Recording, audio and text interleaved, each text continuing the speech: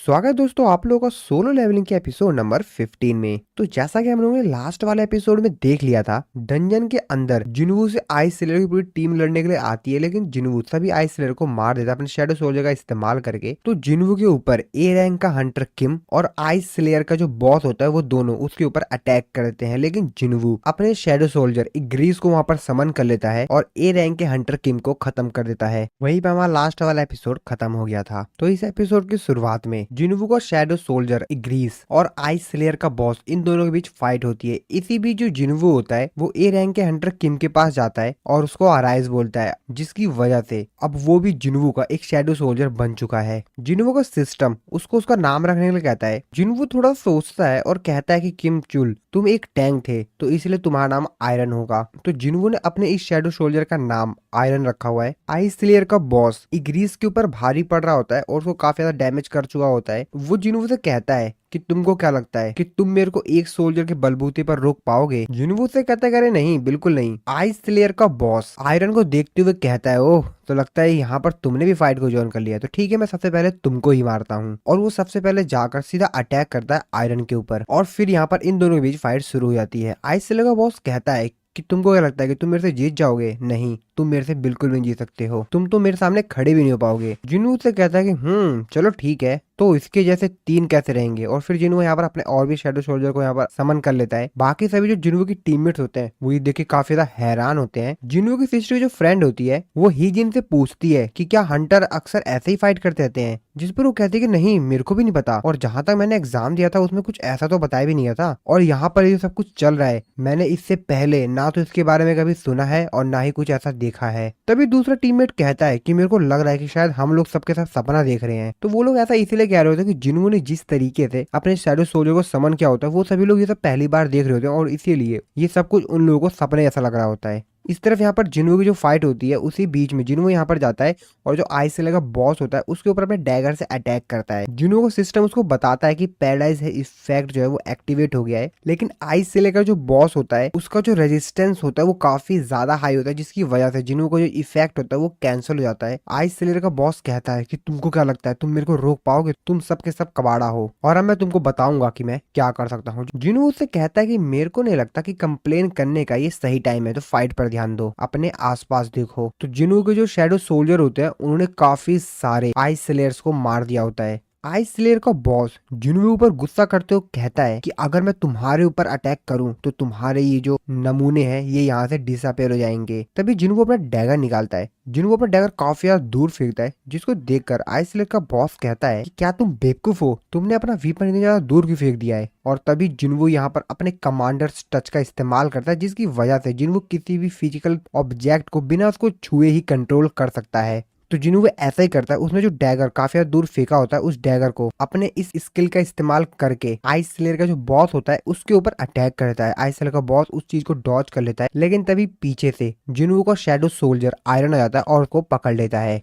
लेकिन ice slayer का boss कहाँ मानने वाला था, वो भी यहाँ पर पूरी ताकत लगाता है और उसे छूट जाता है। जिनवू और उसके बाकी सभी शैडो सोल्जर के ऊपर गुस्सा करते हुए कहता है कि तुम बास्टर्ड्स, तुमको तो मैं छोड़ूंगा नहीं, मैं तुम सबके सबको मार के रख दूंगा। लेकिन तभी जिनवू यहाँ पर अपनी हाइडिंग एबिलिटी का इस्तेमाल करके उसके एकदम क्लोज आता है और उसके ऊपर अपने डैगर से अटैक कर देता है। जिनवू से कहता है कि ऐसा लगता है कि ये सब कुछ अब खत्म हो गया है, जिस पर आइस स्लेयर का बॉस उसके ऊपर चिल्लाते हुए कहता है कि तुम्हें क्या लगता है, तुम्हें क्या लगता है ये सब कुछ खत्म हो गया है? और तभी पीछे से आयरन भी आता है और वो आइस स्लेयर बॉस के ऊपर अटैक कर देता है। जिनवू से कहता है कि देखा, मैंने तुमसे कहा था ना ये सब कुछ अब खत्म हो गया है। और आइस स्लेयर का जो बॉस होता है वो भी यहाँ पर खत्म हो जाता है, क्योंकि जिनवू जो सिस्टम होता है उसको बताता है कि तुमने इस डंजन के बॉस को हरा दिया है, तुम्हारा लेवल अप हो गया है। जिनवू सुनने के बाद थोड़ी सी राहत फील करता है। जिनवू के जो बाकी टीममेट्स होते हैं वो ये सब कुछ देख के तो काफी ज्यादा हैरान हो जाते हैं। और यहाँ पर जो आयरन होता है वो यहाँ पर लगातार आइस स्लेयर के बॉस उसकी बॉडी के ऊपर भी काफी सारा अटैक कर रहा होता है उसके खत्म हो जाने के बाद भी। जिनवू कहता है, भाई शांत हो जा, शांत हो जा, बहुत हो गया, बहुत हो गया। जिनवू अपने मन में सोचते हुए कहता है कि हाँ कुछ भी कहो, पर ये अभी भी बेवकूफ है, जिन्हों अपने टीममेट्स के पास आता है और उन लोगों को बोलता है चलो वापस चलते हैं। जिन्हों की टीममेट्स काफी ज्यादा हैरान होते बोलते हैं क्या वापस चलते हैं, मतलब क्या हम लोग वापस चलने वाले हैं। जिन्हों उनसे कहता है वो देखो सामने सामने गेट ओपन हो गया, मतलब हम लोग वापस जा सकते हैं। जिन्हों के सभी टीममेट्स काफी ज्यादा खुश होते हैं। उनको तो विश्वास ही नहीं हो रहा था कि किस तरीके से उन लोगों को लगा था वो मरने वाले यहाँ पर, लेकिन अब वो लोग वापस जा सकते हैं। जिन्हों आइसलेयर बॉस को देखते हुए कहता है कि क्या अब मेरे को इसके साथ क्या करना चाहिए। डंजन के बाहर मिस्टर बेग और उनके बाकी सभी एम्प्लॉई अभी भी उन लोगों का बाहर आने का इंतजार कर रहे होते हैं।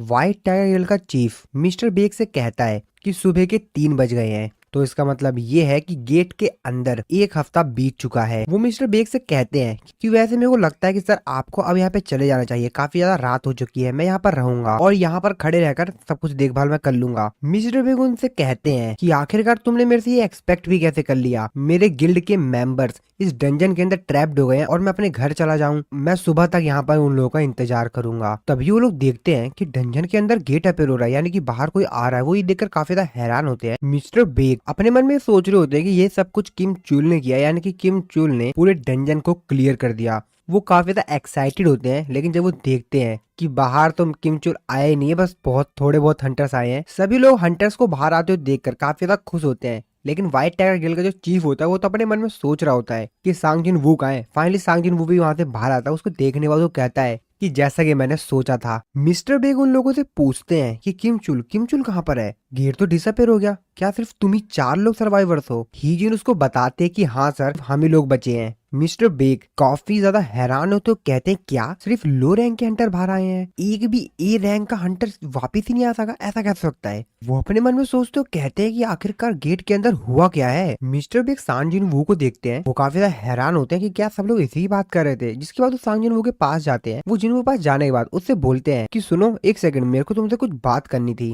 तभी जिनवू अपने कंधे पर से उनका हाथ हटाते हुए कहता है कि मैं काफी ज्यादा थक गया हूँ, अगर आपको कुछ जानना है और कुछ पूछना वगैरह है तो आप अदर जो गिल्ड के मेंबर्स हैं उनसे बात कर सकते हैं। मिस्टर बेग काफी ज्यादा हैरान होते हैं कि उनका हाथ ही हटा दिया बंदे ने। मिस्टर बेग फिर से उसके कंधे पर हाथ रखते हैं और उसको रोकते हुए कहते हैं कि ये कोई रिक्वेस्ट नहीं थी, मेरा नाम बिग यूनहो है और मैं व्हाइट टाइगर गिल्ड का मास्टर हूँ और ये मेरा ऑर्डर है। मिस्टर बेग जिन्हों से कहते हैं अभी हमने अपने गिल्ड के 9 मेंबर को खो दिया है, तो मेरे को लगता है कि मेरे पास इतना अधिकार तो है ही एक गिल्ड मास्टर के तौर पर कि मैं तुमसे कुछ क्वेश्चंस तो पूछ ही सकता हूँ। जिन्हों कहता है हाँ, तो मैं कम से कम तुम्हारे 3 हंटर्स को तो रेस्क्यू करके वापस ले आया, तो एक गिल्ड मास्टर के तौर पर तुमको नहीं लगता कि तुमको मेरा थैंक्स करना चाहिए। जिन्वू और मिस्टर बेग दोनों एक दूसरे को काफी ज्यादा गुस्से की नजर से देख रहे होते हैं। तभी मिस्टर बेग जिन्वू से कहते हैं मेरे को ऐसा लगता है कि मेरी फ्रस्ट्रेशन मैंने तुम्हारे ऊपर निकाल दी, तुम सही हो। और उससे यहाँ पर जो उन्होंने कहा उस चीज के लिए माफी मांगते हैं और फिर जिन्वू वहां से चला जाता है। मिस्टर बेग हीजिन के पास आते हैं और उससे पूछते हैं कि अब इसके साथ क्या दिक्कत है, अब इसका मूड ऐसा खराब क्यों है। तो जिन्वू के बारे में पूछ रहे होते हैं। हीजिन उससे कहती है कि मेरे को भी नहीं पता, पर जो भी मैंने सब कुछ अंदर देखा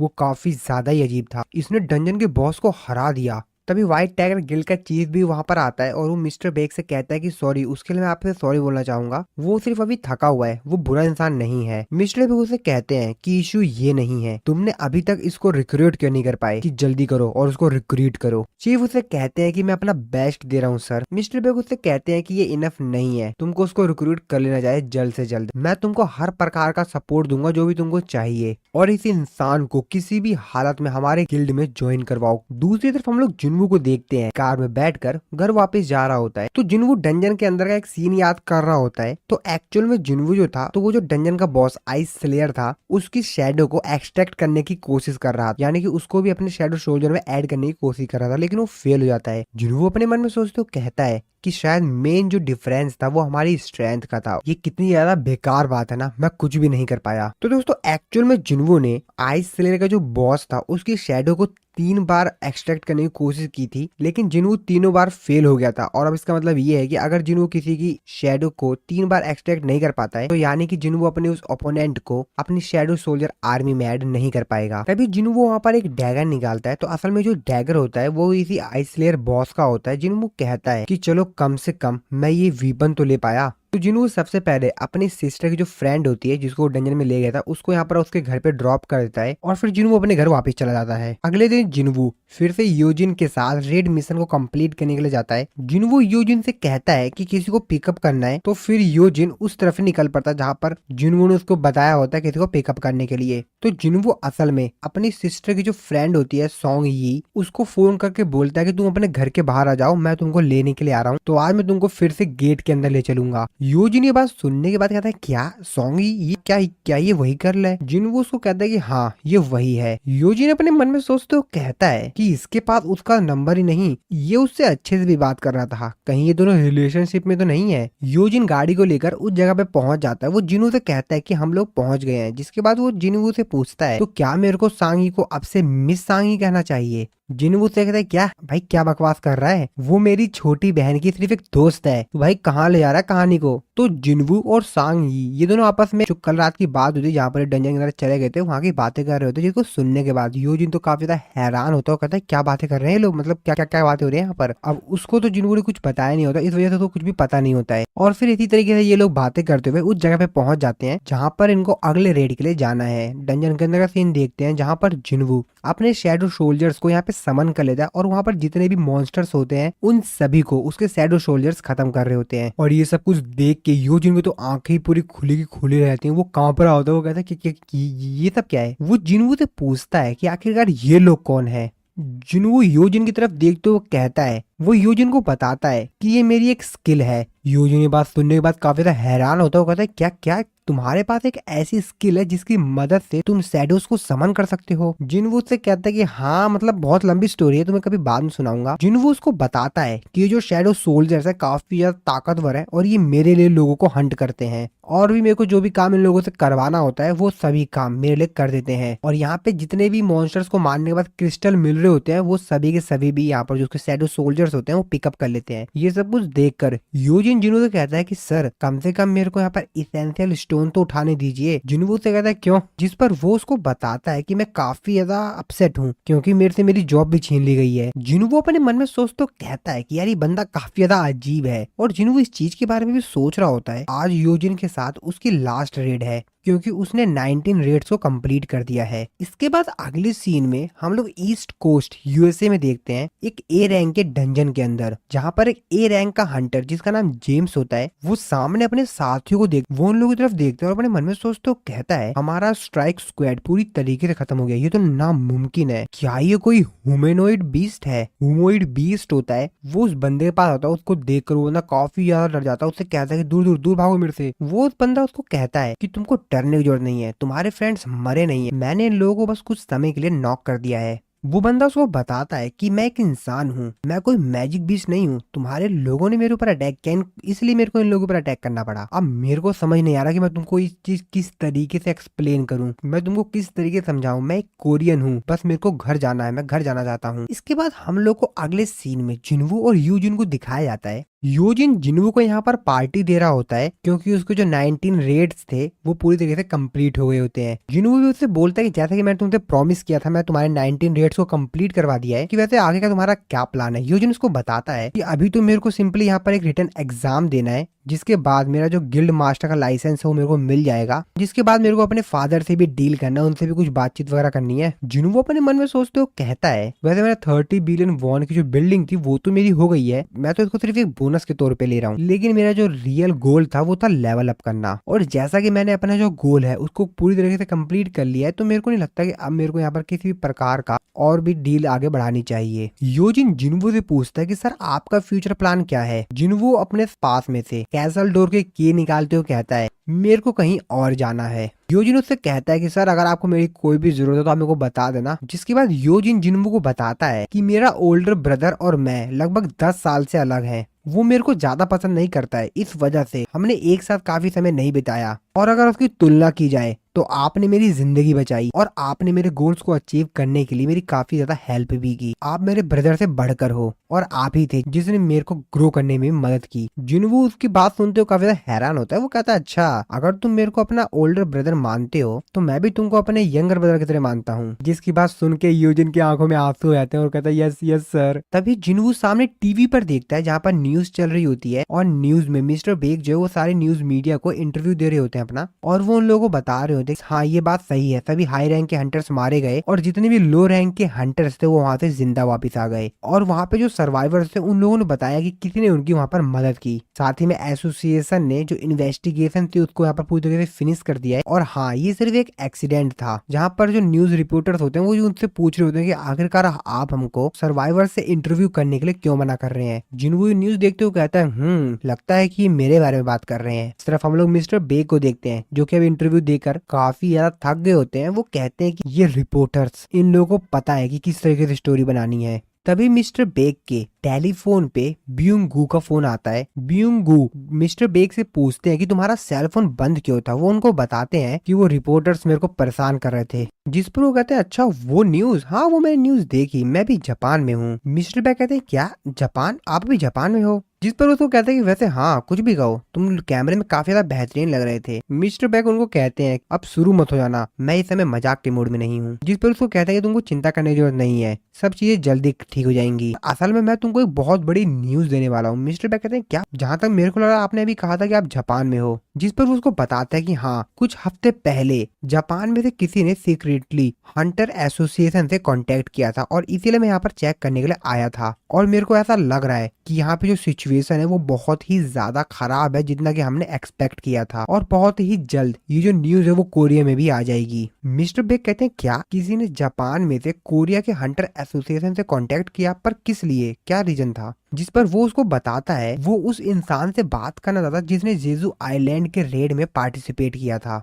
जिसकी बात सुनने के बाद मिस्टर बेग काफी हैरान होते हैं। वो उनसे कहते हैं कि मेरे को अच्छी तरीके से डिटेल में एक्सप्लेन करो। जिस पर वो उसको एक्सप्लेन करते हैं और बताते हैं कि जैसा तुमको पता है कि 4 साल पहले एस रैंक का गेट ओपन हुआ था जेजू आइलैंड पर जब हमारा तीनों को तीनों सर्च एंड डिस्ट्रॉय मिशन पूरी तरीके से फेल हो गया था, और 4 साल बाद अभी भी वो जगह जहाँ पर अभी भी आंट्स मॉन्स्टर्स हैं, और ऐसा लग रहा है कि उस आइलैंड पे और भी ज्यादा कुछ गड़बड़ हुआ है। जिसपे कहते हैं क्या कुछ गड़बड़ हुआ है, पर अब हमारा कंसर्न नहीं है, तुम छोड़ दो उसको, उस चीज के बारे में नहीं सोच रहे हो। जिस पर वो बताते हैं कि असल में वो जो आंट्स है वो इतनी ज्यादा कैपेबल हो गई है कि अब वो दूसरे कंट्रीज में भी मिग्रेशन कर रहे हैं, दूसरी कंट्रीज में भी जा रही हैं, और उनमें से काफी सारे जो फ्लाइंग आंट्स हैं वो दूसरी जगह पे चली जा रही हैं। और उन्हीं में से एक आंट्स जिसके पास विंग्स थी वो जापान में पाई गई, और वो लोग इवॉल्व हो रहे हैं काफी ज्यादा तेजी से। अगले सीन में हम लोग जिन्हों को देखते हैं जो कि अपनी सिस्टर से कह रहा होता है कि मेरे को सडनली एक ट्रिप पे जाना पड़ रहा है, तो इसमें मेरे को कुछ हफ्ते लग जाएंगे। जिन्हों की सिस्टर उससे बोलती है कि डियर ब्रदर वैसे आपको गर्लफ्रेंड कब मिल गई। जिन्हों उससे कहता है कि मैं फ्रेंड के साथ जा रहा हूँ। जिन्हों यहाँ पर परेशान हो गया होता है, अपने मन में सोचते हो, कहता है कि आखिरकार सब के सब लोग ये सेम चीज क्यों सोच रहे हैं। अगले सीन में हम लोग जिन्हों को देखते हैं जो कि असल में एक डंजन में आया हुआ होता है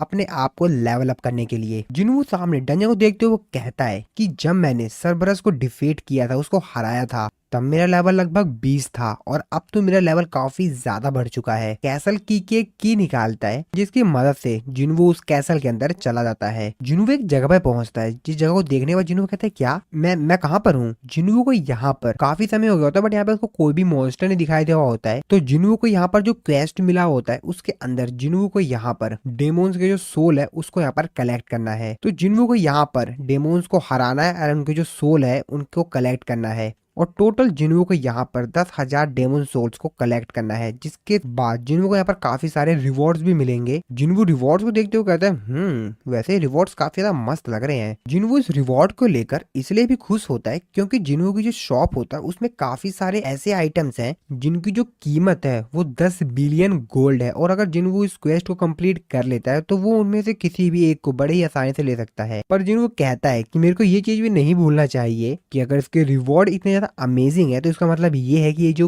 क्वेस्ट है वो तो और भी ज्यादा हार्डर होने वाला है, काफी ज्यादा कठिन होने वाला है। पर अभी तक मेरे को यहाँ पर एक भी बीस्ट नहीं दिखाई दिया है। और तभी जिन्वू के सामने जो डोर होता है उसको जिन्वू जैसे ओपन करता है वो सामने का नजारा देखकर काफी ज्यादा हैरान होता है, कहता है क्या क्या ये कोई फील्ड टाइप डंजन है। सो असल में ये जो डंजन होता है वो पूरी तरीके से खंडर जगह होती है, जहाँ पर बड़ी बड़ी बिल्डिंग्स होती है और पूरी तरीके से पूरी खंडर हो गई होती है। और इसलिए जिन्वो को ये जो डंजन थोड़ा सा अजीब लग रहा होता है। जिन्वो अपने मन में सोचते हुए कहता है कि जैसा कि मेरे को 10,000 डेमोन्स के सोल को कनेक्ट करना है, तो इसका मतलब ये है कि कम से कम 10,000 मैजिक बीस्ट तो है ही इस कैसल के अंदर। और तभी जिन्वो देखता है उसके सामने काफी सारे डेमोन बीस्ट आ जाते हैं। जिन्वो को सिस्टम जिन्वो बताता है कि एक डेमोन को हराने के बाद आपको सिर्फ एक ही सोल मिलेगी, और अगर आप किसी ऐसे डेमोन को हराते हो जिसके पास मल्टीपल सोल है, तो उसके लिए आपको इस कैसल के अपर लेवल पे जाना होगा। जिन्वो कहता है वैसे भी मैं सभी लोगों को कह कर आया हूँ कि मैं एक हफ्ते के लिए एक लंबी ट्रिप पे जा रहा हूँ, तो मेरे पास काफी समय है, और उन लोगों पर अटैक करता है। काफी सारे डेमोन बीस्ट को मारने के बाद जिन्वो को काफी सारे एक्सपीरियंस पॉइंट मिलते हैं। जिन्वो भी कहता है तो अब तो मजा आने वाला है। इसके बाद अगले सीन में हम लोग यूजिन और उसके फादर को देखते हैं। यूजिन अपने फादर के पास गिल्ड मास्टर का लाइसेंस और रेड के रिकॉर्ड्स लाकर उनको दिखाता है। उसके फादर उसे बोलते हैं अच्छा तो तुम गिल्ड मास्टर बनना चाहते हो। यूजिन उसको बताता है कि हाँ। यूजिन अपने मन में सोचते हुए कहता है कि मेरे को ये चीज समझ नहीं आती कि आखिरकार क्यों मेरे फादर मेरे और मेरे ब्रदर के बीच में किसी एक को डिसाइड नहीं कर पा रहे हैं। यूजिन अपने फादर से कहता है कि आपको ये बात पता ही होगी फादर